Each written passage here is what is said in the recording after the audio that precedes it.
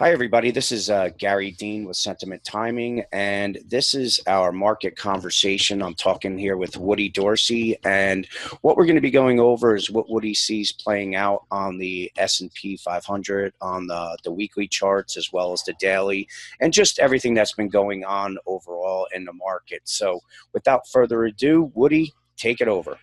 Hey everybody, how you doing?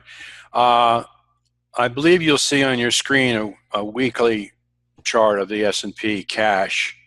So we'll start with that. But I wanted to make a comment, because a lot of people have been wondering about all the high sentiment that has occurred.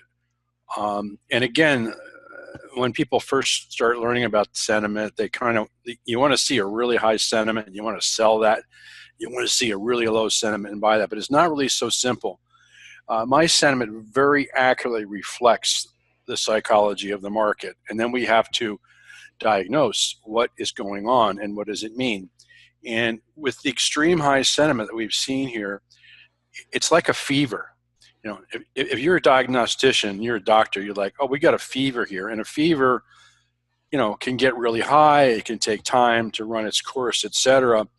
And this bullish sentiment has been a sign of upside potential.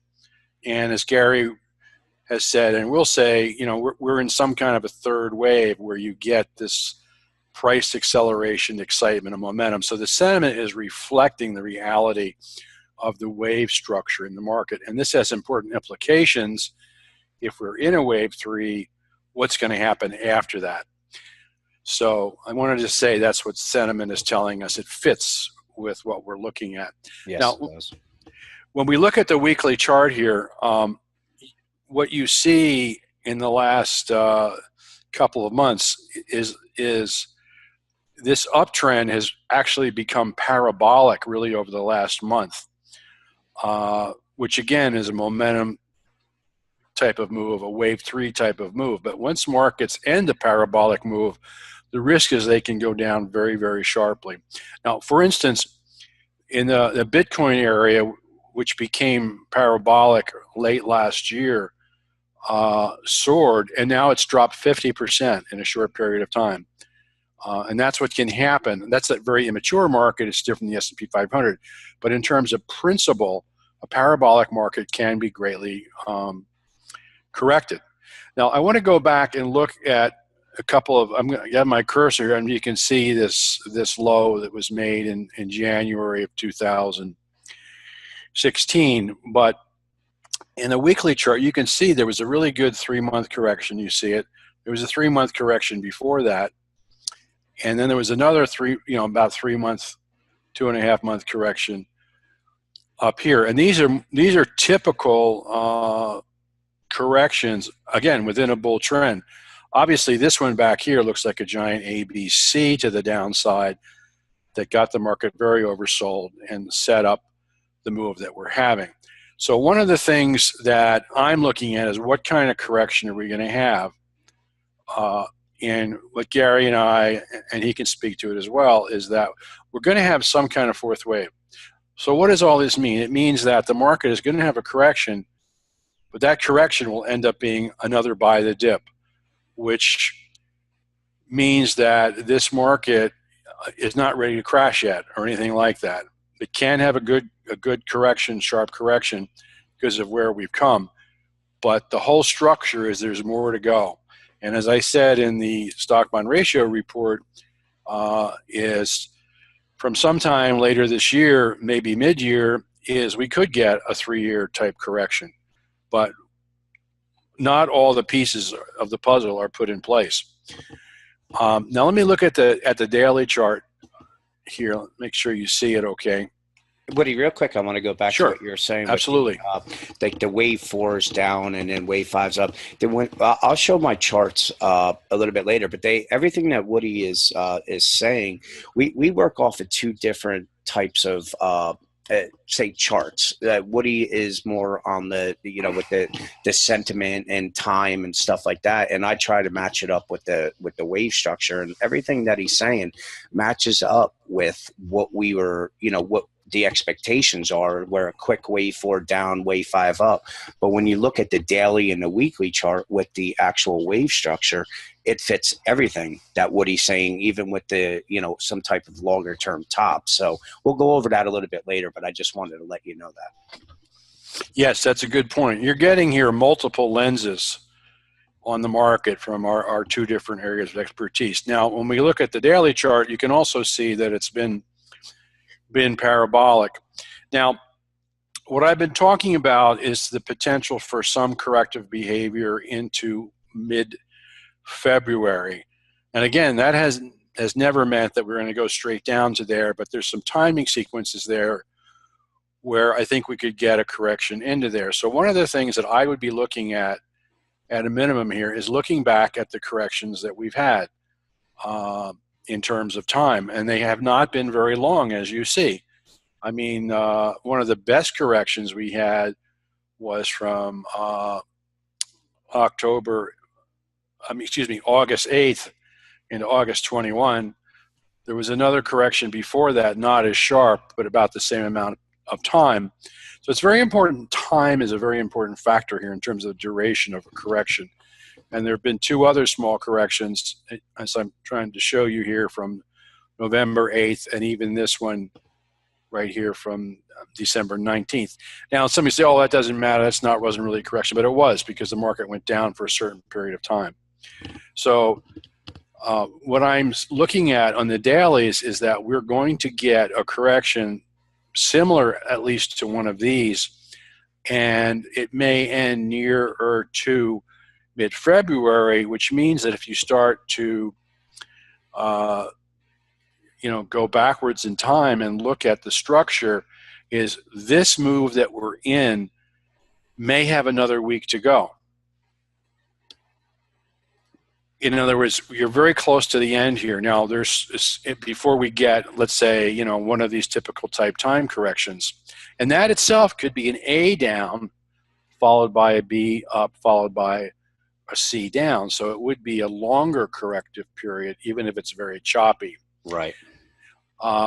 Now, I know Gary was looking at some things here today, and I would keep in touch with his very short-term thoughts. When I'm looking at here, I think the market could still hang around into the weekend, into Davos, and maybe into early next week. That doesn't mean it's going to keep going up. It could reverse here today and then get sloppy and try to push up one more time. But in other words, this is not the time to be pushing onto the long side. And it's starting to look to me, and again, I look at these things every day, every week, looking at the timing factors, is that the first couple of weeks of February look ideal for some kind of correction. Now, we don't know the scale or degree of that, but we assume it's going to be at least a minor 4 or the beginning of an A of a larger ABC correction. Yep.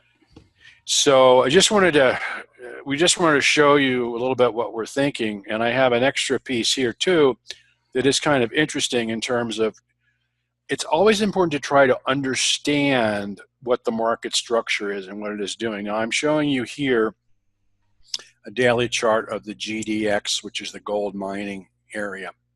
So what's interesting is this area has had a number of corrections. There was a great correction from April of last year into July. There was another great correction from September into, you can see here, into December. And now this market has started up again.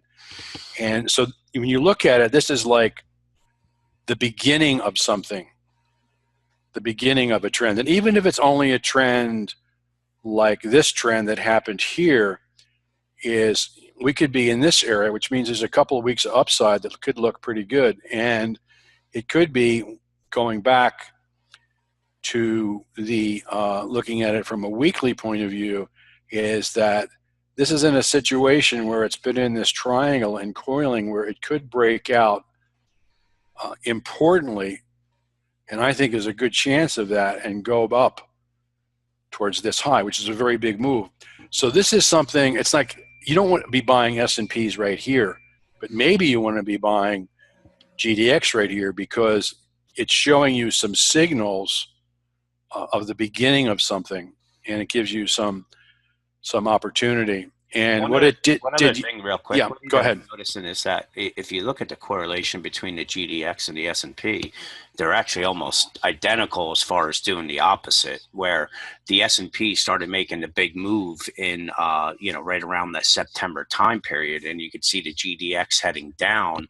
Right now, from the December time, they've both been moving together, but that's kind of where things are not, it's not doing what it normally does, where the GDX is heading one way and the S&P is going the other.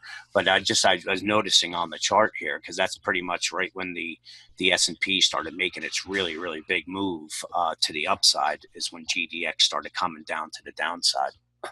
Yeah, no, very, very good point. I follow all of these things, and different markets have different relationships, but it's important to watch that. And obviously, also what's happened here is the dollar, which has been declining, has actually started to go a little bit more into a free fall. And if you look from a technical point of view at this chart right here of GDX, it had this rally. Then yesterday, it had a huge reversal bar, came all the way down, filled this gap, closed near the high of the day, having taken out 4 days of closes, and now it's gapped higher. This is very bullish technical action, which I think is suggestive that there's something more to go there. So I just think it's an interesting light on what Gary's looking for in terms of the S&P, and also trading opportunity. So anyway, Gary and I just wanted to have a little conversation about these things and see if it might help you out. Yeah, what I'm going to do, I want to show you a quick one of the charts that I was showing you.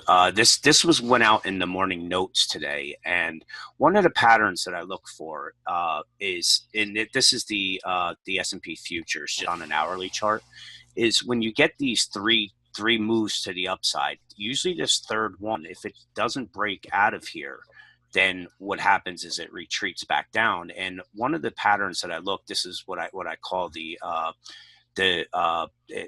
wedge wave, where you have it's a pattern that actually points to a target.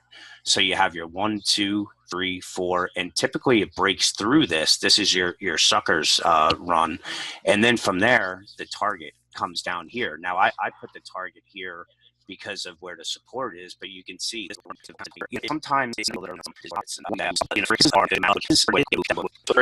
want to have this short conversation, and maybe we'll try another one next week. Give us your feedback. Thank you very much. Yep. Cheers. Thank you, everybody.